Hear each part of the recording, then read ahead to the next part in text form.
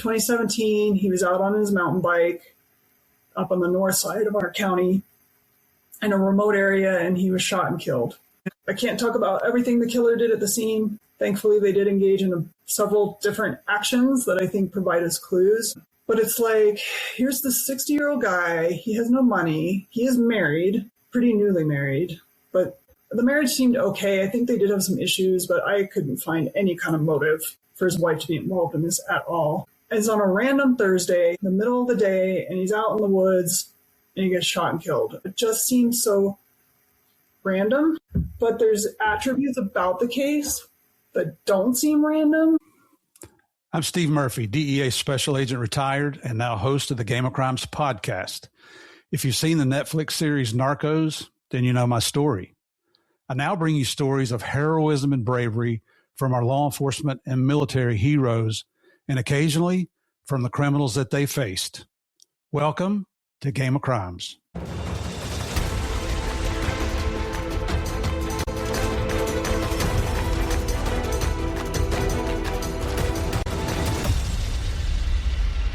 Hey, folks, welcome back to part 2 of this week's episode of Game of Crimes with Murph in the Morning. As always, thank you for coming back. We really got into it yesterday. I know it took us a little while to get to the cold case investigator part, but it's because our guest, Jen Buchholz, has such an interesting background. But if you go back and listen, if you haven't heard that, go back and listen to it, because it shows you how everything came together to lead her to where she is today, and that's a cold case file investigator. She told us yesterday about the case of Rebecca Gould. Still shocked by some of that, where she and another, he was a podcaster. Is that right, Rebecca? I'm sorry, Jen. I called you Rebecca. That's sorry okay. about that. Yeah, investigative journalist, but he is a podcaster also now. Yeah, George. Mm-hmm. And so these two pretty much solved the case. And when police went to talk to the guy, he confessed to it. But since then, he's confessed to 5 other murders, but nobody seems interested in that. So that was pretty shocking. So if there's any investigators from Arkansas, I hope this piques your interest, and maybe reach out to Jen here and take a look at it. Yeah, and they don't even know the whole story because, side note, I got this guy's laptop. So if they would like to know what's on it, I've tried to give it to them. But if they would like to know what's on it, please contact me. Oh, wow. So just go to the website to breakthecase.org. So it's breakthecase, BREAK, thecase.org. And let's see, I see you have a contact section on there. So. I do. Yeah, it's the easiest way to get a hold of me. Yep. Excellent. So now, and we want to talk about some of the cold cases that you've been involved with, but how did you get involved with the El Paso County, Colorado Sheriff's Office? Because I made that mistake yesterday thinking Texas. That's okay. You're not the first. You won't be the last. Not a big deal. Well, we talked about how COVID hit in 2020, and so that State Department program I was working for got shut down. And so I was looking around for other opportunities. And it was actually my husband. He's like, hey, did you see the sheriff's office? They're hiring a civilian criminal investigator. I'm like, what's that? I didn't know that was a thing. Well, I looked at the job listing. I'm like, well, I meet all the requirements. I mean, why not? This sounds interesting. So went through a lengthy application and interview process with that, but ended up getting hired with my local sheriff's office. So there's actually 4 of us civilian criminal investigators. The other 3, I'm the outlier. The other 3 are all retired law enforcement. I am not. But when I got hired with them a few years back, I started in financial crimes, which was interesting to a point. It can be mind-numbing. Oh my gosh, so many numbers and spreadsheets. I learned a ton though. Like now I know how to use Microsoft Excel, and and you're still using your investigative skills. There's still a lot of interviewing, which I love, and stuff like that. So, but my predecessor retired, the one who was working on cold cases before me. And so they offered me, they knew I wanted that position really bad. So they offered that to me when he retired. So I got to shift over. So I've been working on the cold cases for 2-3 years now, I guess. And I love it. Like, this is where I'm meant to be. This is my job. This is definitely what I love. And I have an amazing detective that I work side by side with. She's just as open-minded as me and like We joke about thinking outside the box that the box is in. So I think we're both pretty good at doing that and finding outside resources to help. And so although she and I have not made any arrests yet together, we're getting there. I know we're getting there. But I can talk in general about some progress that we've made on some cases if you want to. But George and I are still working on other cases outside the sheriff's office on our own through our nonprofit. So can definitely talk about those. Very cool. And that nonprofit is breakthecase.org, correct? Mm-hmm. Yes, correct. Go over and check it out, ladies and gentlemen, because I'm looking in here and it looks like there's 4 homicide cases and you've got a missing person case also. Yes. Mm-hmm. So we really didn't want to start a nonprofit because I don't know anything about business or but we needed a website because we really wanted a landing site for all the cases, all the victims. Wanted each victim to have their own page with all the content that's out there and make it easy for people to access. And then when we talk to victims' families or law enforcement agencies, it's just like so easy to tell them, just go to this website, you can see what we do. So that's how, but we needed a name and all that. So that's how the nonprofit came to be. We didn't form it to solicit donations or anything like that. We do specialized donation options, I guess you could call it. Like right now, we have a reward fund going for one of our victims' cases. So people, they want to donate, they can donate directly to that reward fund if they want to help raise it. And then in the end, if the case gets resolved and we don't pay out the reward, we'll refund your money, or you can, pay it forward to another victim's case that we're going to work on. So there's some donation options, but that's not why we formed it. So. How do you fund your investigations? You just pay out of pocket? Yep, self-funded. Airline miles sometimes, hotel points, or just out of pocket. George and I, we take on a case, we always travel to the location where the victim was killed before we ever go public that we're working on the case. We try to meet up with the family in person as well, but it depends where they're at. In our current case that we can talk about, the victim was killed in Washington, but none of our family lived there. So we have met up with the family in person, but we weren't able to do that before we took on the case. We were doing a lot of Zoom meetings. But George and I traveled up to Washington to get a lay of the land again, like see the crime scene, see the local area. If we have some suspects in mind in the early days and they're still in the area, we may do a little surveillance, a little door knocking before anybody knows who we are. And we have really great success in knocking on doors because I'm just a college professor and he's just one of my colleagues, and we're just kind of looking into this case and came across our desk, and we were in the local area and couldn't find your phone number. So we just thought we'd stop by, and it works every time. So I never introduce myself as actually being a cold case investigator or anything to do with law enforcement.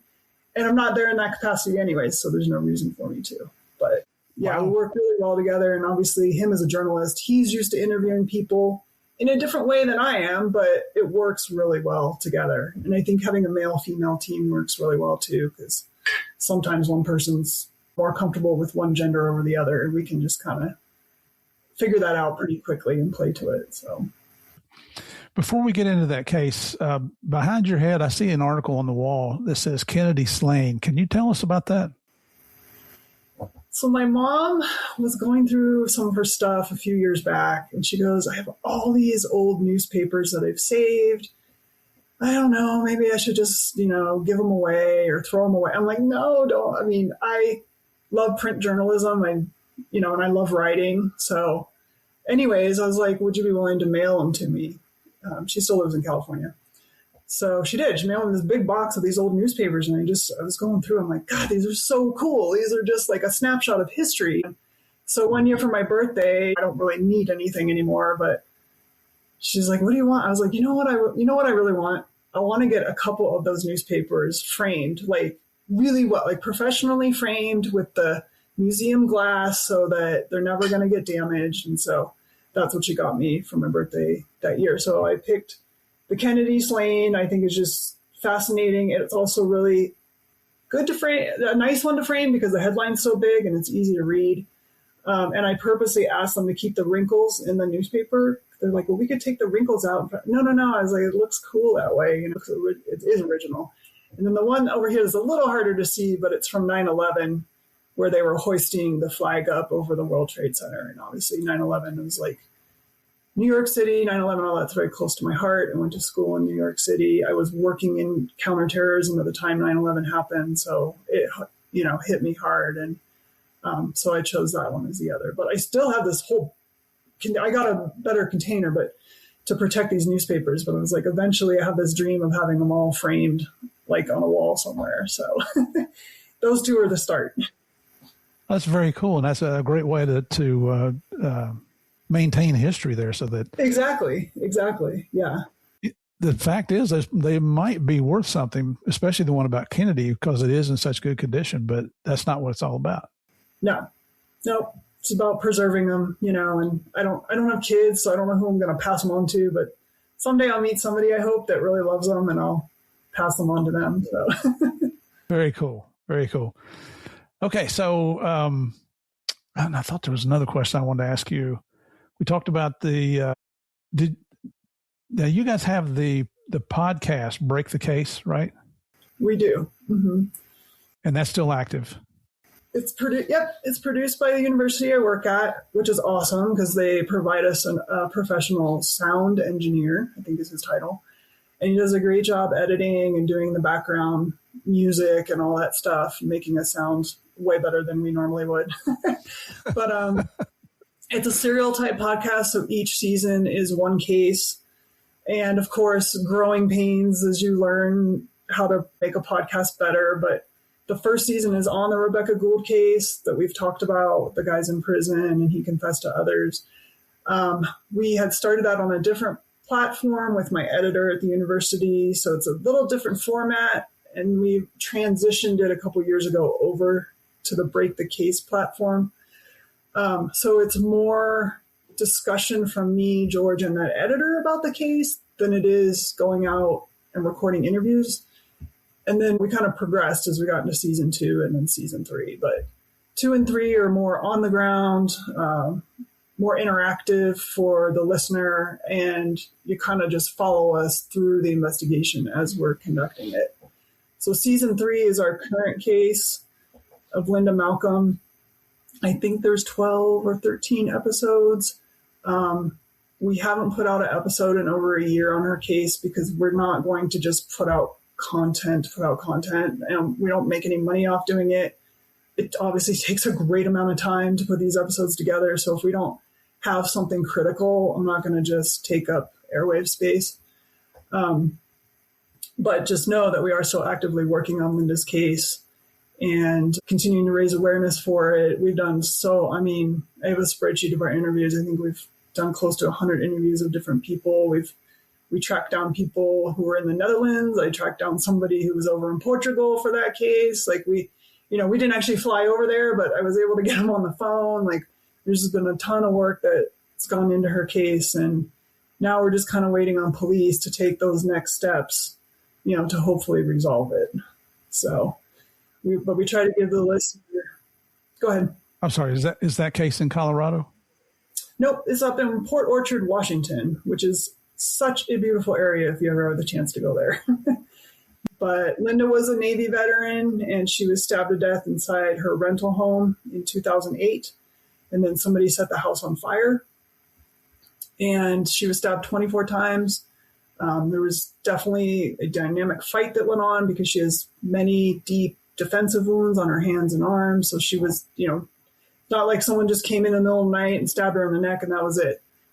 She was upright and fighting her attacker. And we strongly, strongly believe that the killer was somebody pretty well known to her, that they'd been to her house before, that she knew the person, they knew her daily habits, knew that she'd be alone that night, had this intimate knowledge about her life and her pattern of life, which immediately narrows down the pool suspects if you're pretty sure it's not a stranger homicide. So we strongly believe it's someone she knew. How did you two become interested in that case and find out about it? So a few years ago, through the university, George and I were ready to move on to a new case. So I put out a thing in our university newsletter that gets emailed out to all the students or whoever signs up or whatever. I knew it had a wide reach. And I put out a little article asking for case submissions. And we got about 75 or 80 cases submitted to us. And we went through the whole list. Yeah, and we have other people who help us with this too. It's not just me and George, but we have a small team of people to help us. And we went through the list, and some of them we could eliminate pretty quickly. Like, I hate this, but there was a guy walking along the highway in Texas and he got run over. I'm like, I can't do anything about, like, what am I going to do for that case? So there's some where we can kind of move down the list pretty quickly. So we ended up with maybe 10 good, like, okay, I think these ones are ones we might be able to make progress on. And so then we look for things like how much media coverage has there been on the case, and does it appear police have done anything in recent years? And with Linda's, there was nothing. I mean, I hate the term cold case, honestly, because everyone thinks that means it's sitting on a shelf not being worked, which isn't true. But in her case, I think that is what was going on. Like, there hadn't been a newspaper article in like 10 years or something. And if there's no newspaper article, then it was clear police weren't doing anything. Her family said they hadn't gotten an update in years. So we tend to like those smaller cases that are lesser known because we can start fresh. We're not trying to redo somebody else's work. We're not trying to compete for giving the case coverage. So hers kind of just fit all of the loose criteria we had. But the way it came to us is interesting. So a guy named Mike Booker is a student at the university, and he saw my call for case submissions. Well, Linda is his aunt. And so he submitted her case to us, and that's how we learned about it. And then when we got to know Mike and his family, he and I found out we only live about 20 minutes from each other. So he's practically down the road. Yeah, total coincidence. And he's also a military veteran, and he works in corrections here in Colorado. So we have a lot of things in common. So that was pretty neat to make that connection. But that's how it came to us. So we don't seek out cases. Like, we don't say, ooh, we want to work that one. Let's go contact the family. We take case submissions from, and we get submissions from, sometimes it's family, sometimes it's friends, sometimes the person submitting it didn't even know the victim. We've gotten some from law enforcement agencies too. So we get them from a variety of sources, but we're not going to, go hound some victim's family to work on that case if they're not interested. So. So in your capacity there with the El Paso County Sheriff's Office in Colorado, everybody, do you guys have cold case murder files there? Many, yes. Yes, we do. Unfortunately, like most agencies. Yeah, what's the population of El Paso County? I think we're at about 750,000 now. It's pretty big. And our cold case files, we're in the 30s. So a handful of those are missing persons. The majority are homicides. We do have a couple that are undetermined, but it's clear like somebody moved this body and disposed of it somewhere. So even though we can't determine the cause of death, there's still foul play going on. So we consider that one of them as well. Right. So. And that's a part-time position for you. How many days do you work a week on that, or a month? I usually work 3 8-hour days. It just depends what's going on. It's super nice because my schedule's flexible. I mean, I usually just work Tuesday, Wednesday, Thursday for 8 hours. But if I need to work on a Friday instead of a Tuesday, I can do that. If I need to go in on a weekend. And quite frankly, like if someone goes, oh, I'm only off work next Friday, can we chat then? Yes, I'll just call you from home. I don't care. Something you learn from counterintelligence is don't ever pass up an opportunity to talk to somebody. It might be the only time that they feel comfortable talking to you. So if you got to take that call on a weekend, just do it. So that's the philosophy. Yeah, and well, if they may be of the opinion that if you can't take a call from them when they're available, that you're just blowing them off. Exactly, that too. That you don't care. And have you guys enjoyed any successes from that yet? There was a case that was solved just before I moved over into this position. The victim's name was Kara Nichols. She went missing in 2012. And they had a very good idea of the top suspect pretty soon after she went missing. They had linked her to a guy that she met on an app called Backdoor, something like that. My apologies, I can't remember. And, it's kind of like a hookup. It was a hookup site. I don't think it's in existence anymore. And her phone pinged, kind of going in the direction of his house, and then she vanishes. And so he's brought in for an interview, of course, denies everything, says, no, left her at a gas station. She was fine. She was alive, whatever. They wanted to search his property. They did go out there. I think they had a search warrant back in the day, but it's a massive property, and his parents owned livestock. And when like a horse would die, they'd bury it on the property. So they decided not to use ground penetrating radar because they're like, yeah, we're going to find anomalies, but it's probably a horse. And then it just it went cold, I guess you could say. And then my predecessor came in and he started reviewing the case, and he goes, hey, the suspect has an ex-wife now. I love ex-wives. Oh my gosh. He goes, oh, I see he's divorced. Maybe we should go talk to his ex-wife. Lo and behold, she gives up the goods and tells the whole story. She wasn't involved, but he confessed to her. But no one ever went and knocked on her door. That's the other thing. Like, a lot of people will not just call law enforcement and report this kind of stuff. You got to go seek it out. So they flew out to the East Coast and interviewed her, and she basically told the whole story of what he had told her. So they went back to the property with another search warrant, and they found Kara Nichols buried on top of a horse. So he had obviously done that on purpose in case ground penetrating radar was used. But thankfully, she was found. So that was in 2021, I think. And then he was arrested, and I got to see him sentenced a couple years ago in court. So that was pretty satisfying. It sucks that it took a decade, but at least he's where he needs to be. He's obviously a dangerous guy, and he'll be in prison for quite a few years. When you're investigating a cold case file, I mean, you have all the investigative techniques available to you. Are there some that are more beneficial and fruitful than others? I mean, what is it that you rely on? You just said that you love an ex-wife. Yes. It's obviously case dependent what techniques are going to be best. I mean, something I love about working cold cases is, first of all, it's not dictated to me. They're like, basically do what you see fit. So I sit down with a case for weeks and study it. And you have to become the subject matter expert on it. It can't be something you just work on a couple hours a month. You're not going to get it. You got to grasp every little detail of what's been done, who has said what, and all the connections. And I often make charts or family trees of all those connections and evaluate the evidence. Like, is there evidence that could be tested now with new technology? So we are doing that in a 1988 homicide case. When I came on, I started studying this case. The victim's name is Tawana Lewis. I actually put out a press release about the case a few months back, hoping maybe somebody would call in with a tip, but also just to let our community know, like, we care about her. And I know nothing was done for a long time, but I definitely care.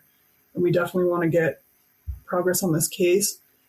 So Tawana was found floating in a farmer's irrigation ditch back in 1988. She'd been strangled. There was no ligature, around her neck, but her wrists had been bound, and the bindings were still on her wrists. And so I went back and I looked, and nothing had ever been done with the bindings. So I went over to evidence, and it was kind of surreal opening this envelope that's marked 1988 that's never been opened. But there's the bindings, and they're like in perfect condition, and there's 3 knots in them. And so I'm like, it's really hard to tie knots with gloves on. And back then, I don't think the killer was worried about, DNA wasn't a thing. So he wasn't worried about it. So there's a good chance his skin cells are on these bindings. And I actually talked to Paul Holes, if you know who he is, caught the Golden State Killer. He lives here locally now, and he said he has had success with getting touch DNA off evidence that's been in water. So he's like, give it a shot. So we sent in the bindings to be swabbed, and they didn't get anything. I'm like, okay. So I'm like, okay, what else can we do? So I start researching MVAC, which is a forensic vacuum. And George actually knows the CEO, Jerry Bradley, who invented MVAC. And so I call him and I'm like, what do you think? And he goes, I think you got a good chance. We've used it on rope before with success. And so he gives me a contact at a police department up by Denver who has an MVAC, because we don't have one at our lab and they're not going to buy us one. So then I call that detective. Like, this is how it works, right? All these connections. I call that detective. I explain our case. He goes, bring up the bindings. I'll MVAC them for you. It won't take long. I'm like, okay, amazing. So we take him up there and he does an MVAC on them and gives us this MVAC filter, and I go put it in evidence. And then the next challenge is who's going to analyze this filter, because our Metro Crime Lab doesn't do it. And the state level bureau doesn't like dealing with MVAC stuff. And I was like, well, I don't want to send it to a place that already doesn't like working on it. So it took a few months, but we finally got a grant through a nonprofit called Season of Justice to send the filter to a private lab out in California that specializes in this type of evidence. And so literally that MVAC filter just got FedExed out today to them. So now it's another waiting game. We got to wait 30 or 60 days to see how their analysis goes. And then it's complicated, right? Because you also need the victim's DNA profile to compare so you can eliminate her out of whatever they may get. So we got another lab working on that. But I'm hopeful, like, maybe they will get those skin cells of the person that killed her. So, and give us a lead. Did you call that NVAC?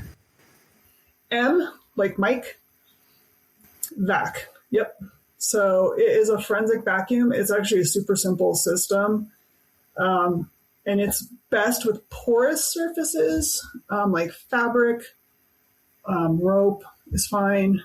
And it shoots out a sterile solution, and then it sucks up all of that solution and anything in the solution, which you're going to get lint and dirt and fibers, but you're going to get all of the human skin cells too if they're there, and they get caught up in this filter.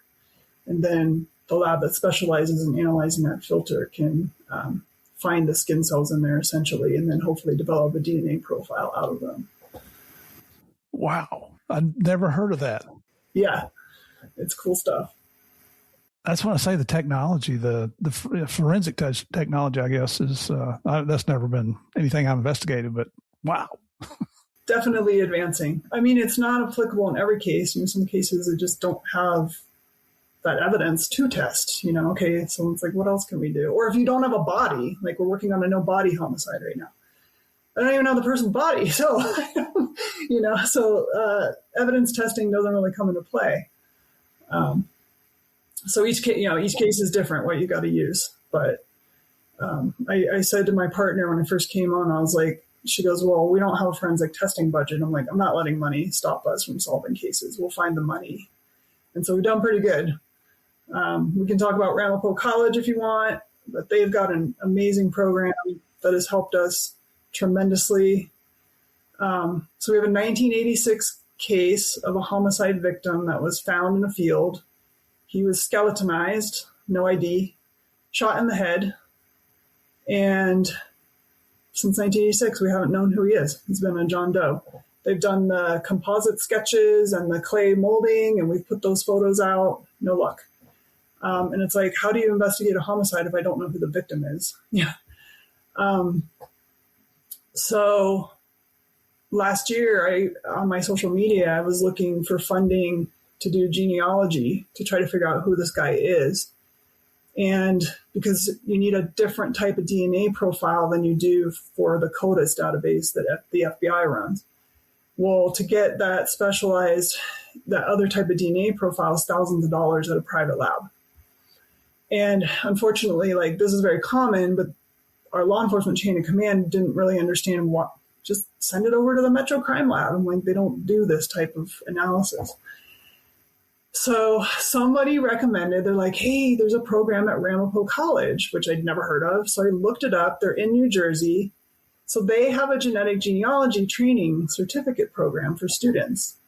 And they help law enforcement agencies utilizing their students that they're training to identify unknown human remains.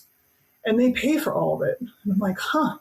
So I submitted our case and we had a meeting with them early last year.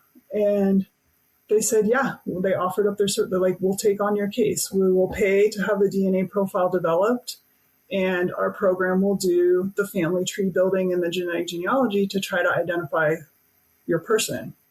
So that's like an $8,000 to $12,000 savings right there. And the money we never would have had anyways. And so I got the DNA profile from this guy's teeth. I don't know if you know anything about genetic genealogy. I don't need to go on a rant about it, but basically it's using open source family tree building type stuff and open source historical records to build this unknown person's family tree and find relatives to narrow down who your person likely is. And that's what they train their students to do in this program. And so on Thursday last week, they're like, hey, we have an update for you. So we get on Zoom with them and they have a PowerPoint ready for us and like, this is your guy. And they gave us a name. We're like, oh my God. I mean, me and Jen cried. Like after 40 years, we probably know who this man is now. And we never would have figured it out any other way because he was never reported as missing. None of his family members were felons, so they weren't in CODIS. That's why there was never a DNA match. Like we never, ever would have been able to figure it out except through genealogy. And so we still have to do a final DNA confirmation. Thankfully, he has a brother and a son who are alive. So we contacted both of them and they both agreed to give us their DNA. And so then the lab can do a direct comparison, a one-to-one comparison to confirm that we have the right identification.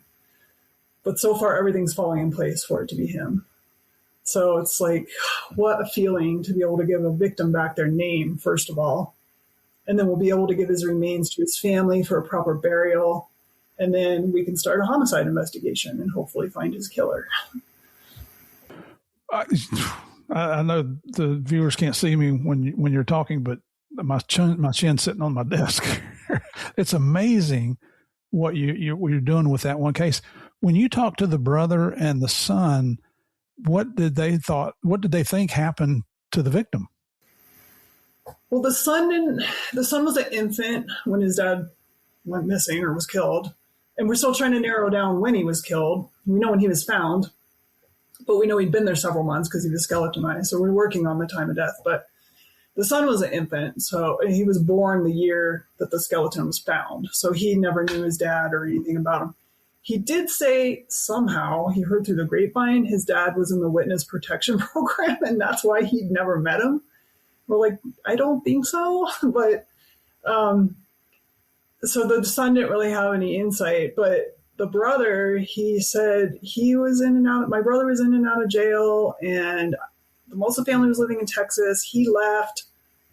We just figured he was back in and out of jail or just doing whatever. And so I will say, if you're a family member in this position where you have a family member that has gone off the radar and you haven't heard from in years, please, please, please go make a missing persons report and give law enforcement your cheek swab, because your missing person may be in the database but unidentified, and your cheek swab can help us identify that person and locate them. So just a kind of public service announcement there. But the brother just didn't really know. I guess his brother was a little bit transient and would wander around the country, and so they just lost track of him. What's the name of that college in Jersey you mentioned? Ramapo College. I cannot say enough good things about their program. They communicate so well. They kept us updated through the whole process. Even when they first got some DNA information, they're like, it looks like his ancestry, they sent us an email, it looks like Western European mostly, but a little Croatian. I'm like, oh my God, I mean, they didn't have to tell us all that. And I've studied the genealogy stuff, like I've gotten trained in it. So it's very interesting to me because I have a good understanding of how it works. But they've been just so good at communicating. So if there's any agencies out there that have unknown human remains, I would definitely reach out. They do tend to lean towards wanting to identify homicide victims over other remains where the cause of death is undetermined, which I understand, like we probably should give the homicide victims some priority, but I do have another John Doe case where we don't have a cause of death, and I've been struggling to find funding to identify him. But fingers crossed, I think NamUs might come through for us and help us establish funding for that one. But one way or another, I'm going to find it. Yeah. A dogged investigator. That's a good thing. What was that? You mentioned NamUs? So, yeah, NamUs is the National Missing and Unidentified Persons System. Let me look. And while you're looking for that, I looked up Ramapo, RAMAPO, for those that are interested. Yes. Yeah. National Missing and Unidentified Persons System. So that is a nonprofit but government website where if you have a missing person from your jurisdiction or an unidentified remains, you can put them in there.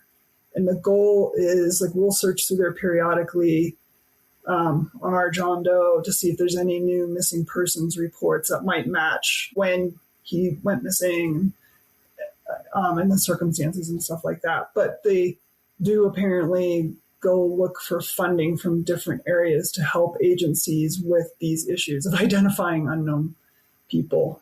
So very, very good resource. What about the military has a unit that searches for bodies of missing servicemen? I guess you'd have to determine that your victim was in the service to start with, or does that only apply to wartime situations?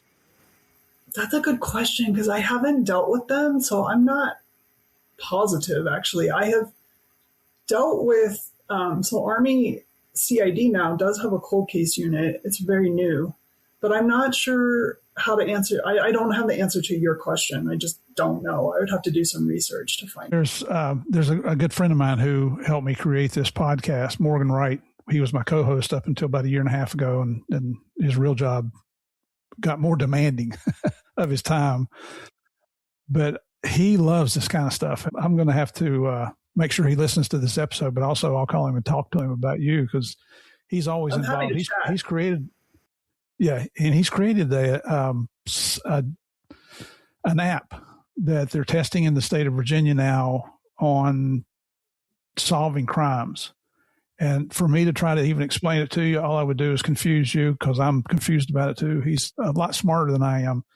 But there's, and not to get away from your story, but on another case, my old DEA partner, Javier Pena, and I are involved with a group called The Lost Clipper, which you can look at thelostclipper.com.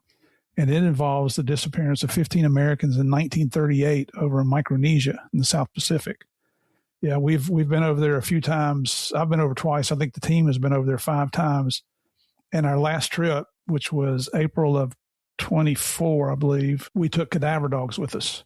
And we had brought a scientist on to our team, our investigative team, and he pulled NOAA maps and weather reports since 1938. And through, I mean, just you talk about a dogged investigator. He said, I think I'm within 50 meters of where the bodies may have shifted to since 1938 because of storms and so forth. And so we took the cadaver dogs out one at a time. And the first one went over and our guy, his name's Jim, pointed out where he thought they would be. And the dogs alerted immediately. The first dog did. So you flag everywhere the dog alerts. Pull the first dog out, second dog goes in, and he does alerts on the exact same places. So we brought back some large slabs of concrete that we believe contain DNA, and the trouble now is finding somebody that can fund it because we've been funding this ourselves for years and years, and it's getting really expensive. It's getting very expensive, yeah, especially when you're talking about lab work now. I know. That's incredible, though. I mean, what an effort you guys have gone to. I commend you. Thank you. We're people that came on. Javier and I came on later in the investigation, but the guys that created this, Guy Knopfsinger, was a military intelligence officer, and this was his thesis when he went through Staff and Command College. So he's been investigating it that long. It's been over 20 years for him. But so back to the sheriff's office, And I just looked up. So you're there in is it Carson City is where you are? Colorado Springs. Colorado Springs. I'm sorry. Actually, that's a very nice place. I've gotten to visit there once. The sheriff's office, I don't know how you put a limit. I know you have a limited budget, but I don't understand how they can't come up with funding when you're trying to solve a murder, because there's no more serious crime than a murder. And I'm not criticizing the SO out there. So if you're listening there, Sheriff and deputies, that's not what this is about. No, not at all. And this is a common problem across agencies throughout our nation. So it's not just mine. I think it's because, and I'm hoping one of these days soon, I could just sit down with the sheriff and give a presentation on why we do need a dedicated forensic testing budget. And I don't need a ton of money, like $20,000 a year would probably be sufficient, which isn't a lot in the whole scheme of things. It's just never been done before. And I don't think the chain of command really understands the need, or like there's only certain capabilities that a publicly funded lab has, and that's across the nation also. These publicly funded labs, they don't do genetic genealogy. They don't do that type of DNA extraction and development. It's too expensive. And they would need all new equipment and training. I mean, it would be probably hundreds of thousands of dollars, and we definitely don't have that. But just to have a forensic testing budget, so like when I do need to use a private lab for $8,000, there's something there to help. But as you've learned, I'm going to go find the money somehow anyways. But yeah, that's something I hope I can affect some change in the future is getting them to dedicate a little bit of money each year to help us out on that stuff. That's what makes a good investigator, is you don't give up. No, I won't. Whether it's lack of evidence or lack of funding or the challenges of interviewing people. There's always something to do. I hate when I hear, oh, we've exhausted all leads. There's always something more you can go do on every case. There's always. So I don't live by that philosophy at all. If I hit a dead end, I'm like, okay, next, and I don't know. And again, I think that's kind of comes back from my military training too, and just the patience you have to exhibit and the creative thinking sometimes. And so it comes into play. Do you think that part of the challenge associated with that is just the overwhelming amount of cases that are coming in and just lack of manpower? Yeah, I think, resources and manpower, because of course the new cases take priority, right? And so that's what the detectives get assigned to work on. And these older unresolved ones, unfortunately, get pushed aside in agencies where they don't have a cold case investigator or a unit. And like I heard back many years ago, they were trying something where they assigned each detective a cold case to work on in their free time. And it never happened because they just didn't have the free time. So, and it's a challenge my partner runs into because she still does work active cases, but they're really trying hard to just let her and I do our thing with the cold cases and do their best to not assign her a new one. Like, she still has to go out on call every third or fourth week or whatever, but they're trying hard to get other detectives to take those cases. So I'm hopeful. We had a former guest on here, and he's going to kill me because I can't think of his name right now. And I'm looking on the Ramesh Nyberg, who was a detective with Miami-Dade Police Department for a number of years and spent, gosh, if I remember, he was 14 years on their cold case squad, and just some amazing stories. But he's retired now. He teaches school, but just a super guy. But that's an agency that's large enough that they can afford to assign a few detectives to work cold cases. Exactly. Yeah, exactly. Yeah, he'd be an interesting one to talk to for sure. If you're ever interested, I'll make the introduction. I don't mind at all. He wrote a book. It's a really good book. I want to ask you about one more case that you could tell us about, but I'm just curious. Have you ever taken a look at the JonBenet Ramsey case? Not in any official capacity. We've had many emails, George and I have, about like, you guys need to take on her case. I'm like, I'm not touching that with a 10-foot pole. But yeah, I mean, I've done some reading on it because I never like to call a case fascinating. That's not really fair to the victim, but it is a strange case. There's good arguments for both sides of the coin of whether it was an outside intruder or somebody in the family, and I go back and forth myself. But one interesting connection, I guess you could say, is I was going through one of our cold case files on a case several months back, and I found a handwritten note from Lou Smith. I don't know if you're familiar with his name, but he was a detective at our agency many, many years ago, but he worked the John Bonet case till he died, literally, and did some amazing work on it. So it was kind of cool to like see this handwritten note with his signature, oh my gosh, that's right. But no, I'll keep my opinion about the case to myself, but I don't, what I will say is everyone's like, oh, DNA in her underwear or whatever it is. My understanding is, and we're in the same position in some of our cases with this, it's a partial profile. So you cannot do genetic genealogy unless you have a full DNA profile. A partial, the only thing it possibly can be good for is, I won't even say elimination purposes, but if you have a suspect DNA and you can do a one-to-one comparison, you can say either the suspect DNA is consistent with that partial profile or it's not. But I've seen a lot of ranting online about, I don't know why they're not doing genetic genealogy. Well, it's because they don't have a full profile to work with, so they can't. The technology is not there yet. Yeah. All right. And we still got a little bit of time here, if you don't mind. You don't, in your side business with Break the Case, that doesn't have to be high profile people that have been killed. That you guys just, whatever case comes along, right? Yeah, we won't do high profile cases anyways. They've been worked on so much. There's already been so much media attention. There's a lot of controversy and arguing that comes along with those high profile cases. And it's way less likely law enforcement's going to work with us on a case like that. So if it's an unknown case with a small agency, there's a much higher chance that they're going to be willing to do some collaboration with us. But you'd be surprised, even though I'm in law enforcement and I do this for a living, how many agencies do not want to work with me and George. So it's really, that's something else I'd love to affect change on throughout the country is like collaboration. But there's a big ego problem and we don't want some outsiders coming in and solving our case that we couldn't solve. And it's not a matter of them not being capable of solving it. It's just sometimes you just need outside eyes. So, or a different way of thinking about it. Yeah. And unfortunately, it's DEA. It doesn't matter where you go. There's that competitive spirit. People call it type A personalities, but you're right. It's egos. Yeah.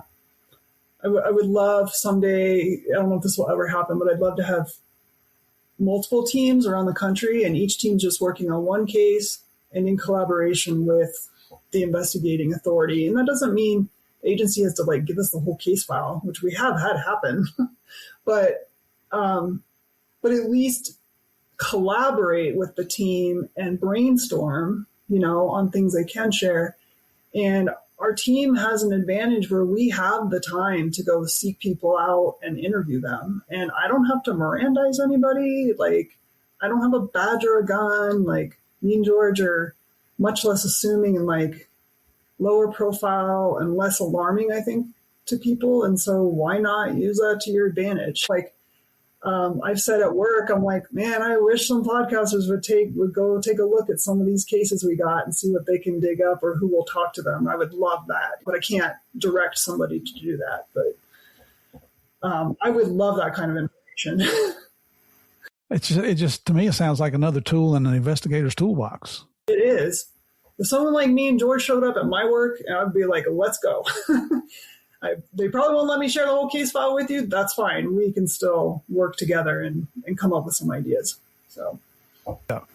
How about one more case that would be really interesting, at least interesting to you, that we'd like to hear about? There's one more. Obviously, I can only talk about the publicly information that's already been publicly disclosed and not some of the holdback information. But one of the cases at work that really bugs me is the case of Tim Watkins. And in 2017, he was out on his mountain bike up on the north side of our county in a remote area, and he was shot and killed. And I can't talk about everything the killer did at the scene. Thankfully, they did engage in several different actions that I think provide us clues. But it's like, here's this 60-year-old guy. He has no money. He is married, pretty newly married, but the marriage seemed okay. I think they did have some issues, but I couldn't find any kind of motive for his wife to be involved in this at all. It's on a random Thursday, the middle of the day, and he's out in the woods, and he gets shot and killed. And it's like, what in the world? It just seems so random. But there's attributes about the case that don't seem random. And I actually got permission to bring in an outside expert. I'm not going to name who it is right now, but to bring in an outside expert on this case to consult with us and try to give us more ideas.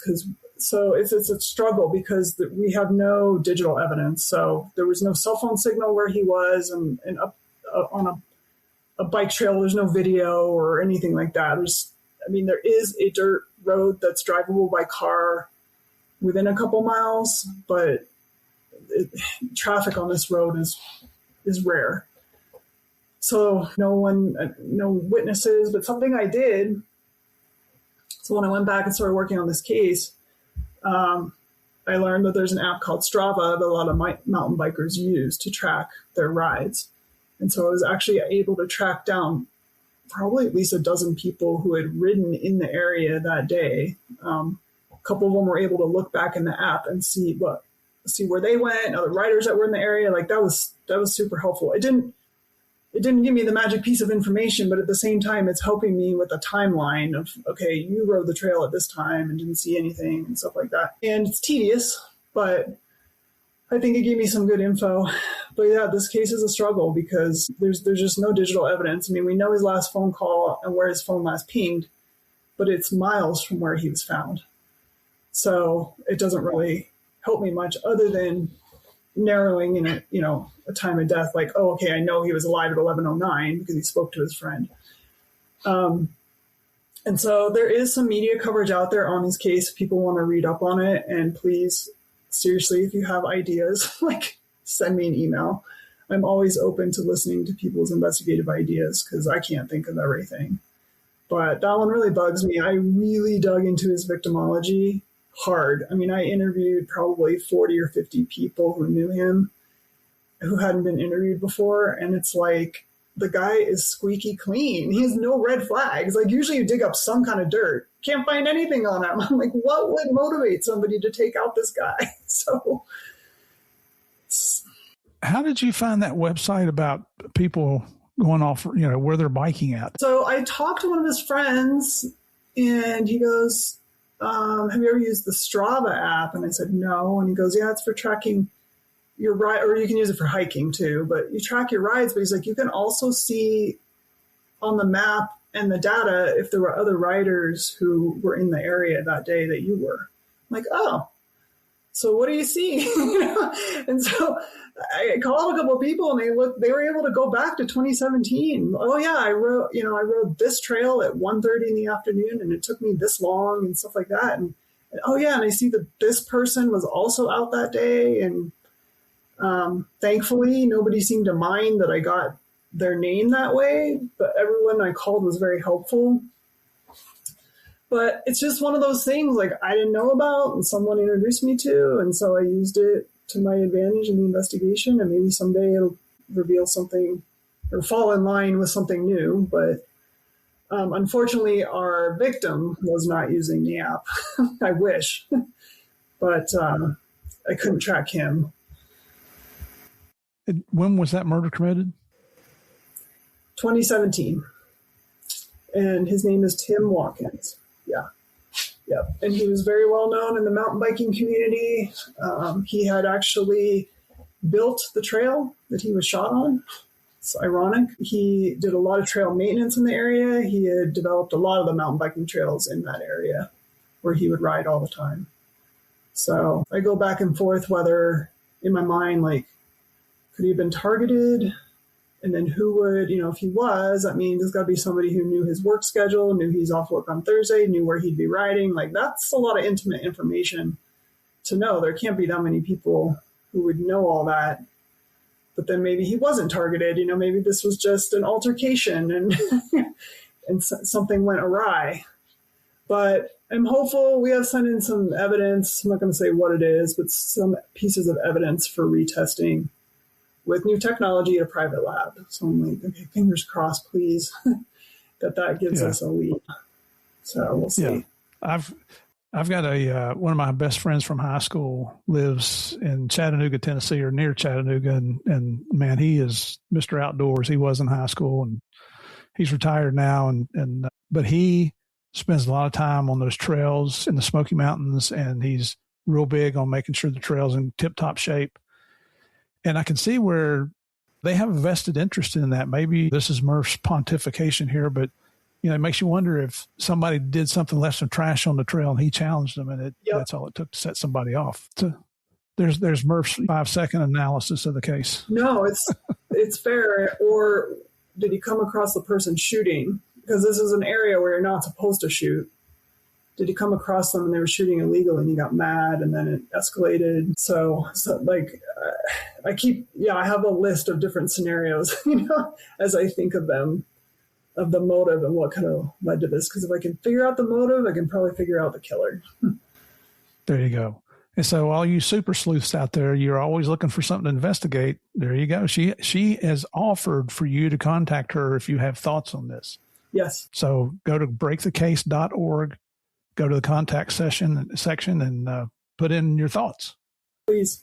And if you're interested in helping our team with projects, like I was looking for volunteers, some of the stuff is tedious, but some of the things we need help with are just, you don't need any special skill set, just a phone or computer where you can do some online research.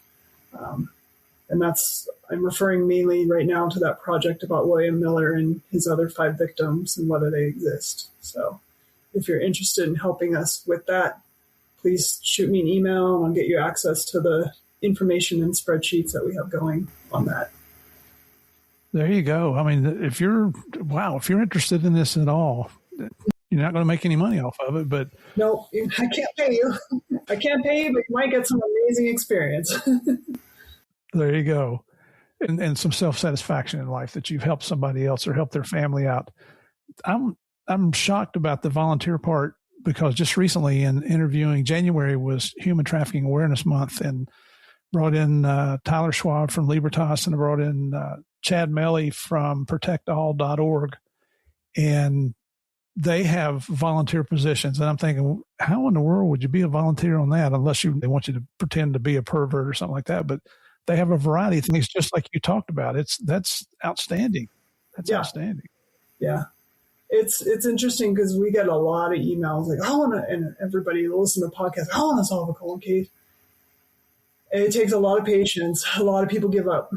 And we know that. It's okay. Like, even if you help us for a little bit and you get sick of it, that's fine. But if you do feel like you have good research skills and have some patience, like, we'd be glad to have you help us along the way. And I do think we're probably going to try to start a new case this year. We've been working on Linda's for 3 years.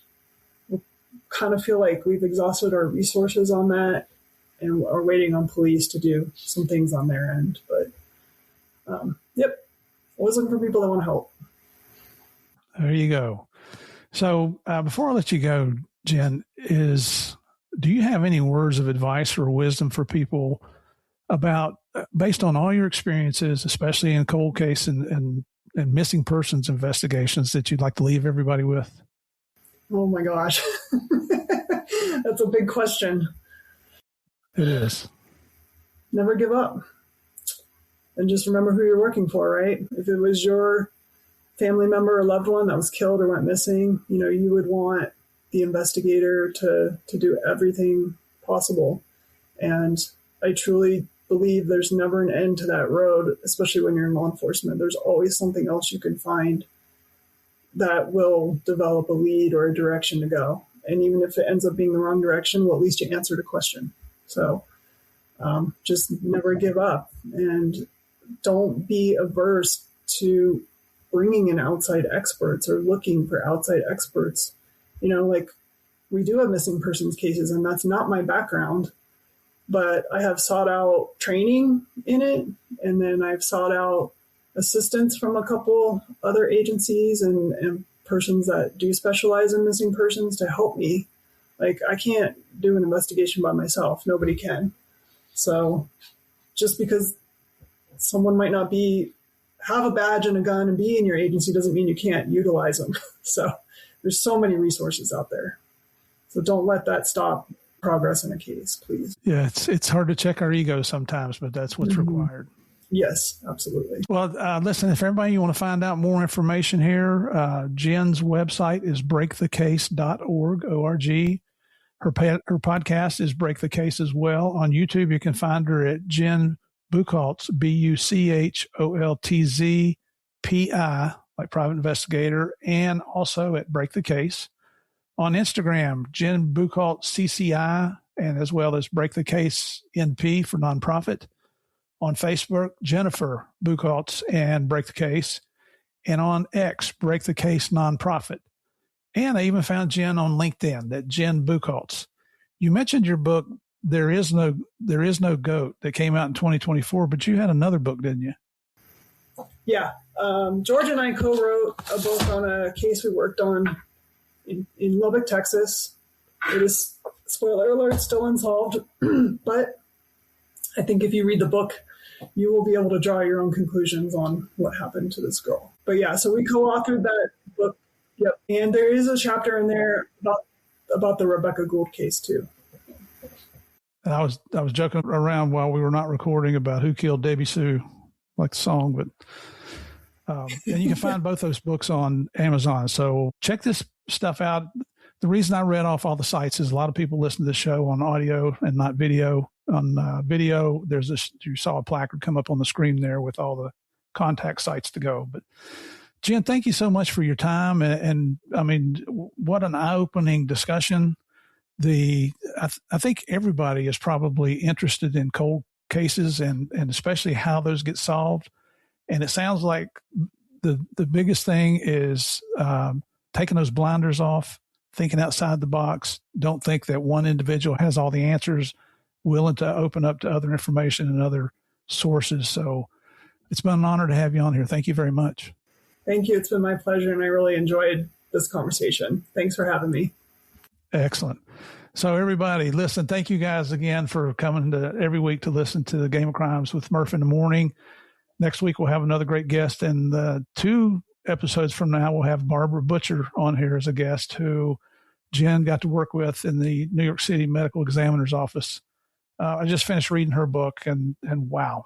I mean, you got to come and listen to that. I don't know how you did it, Jen, and I don't know how Barbara did it for so many years, but stuff you don't want to miss here on Game of Crime. So I say it every week. Don't understand why you keep coming back, but I know why you do. And the same reason I do is because we enjoy playing the biggest, the baddest, the most dangerous game of all.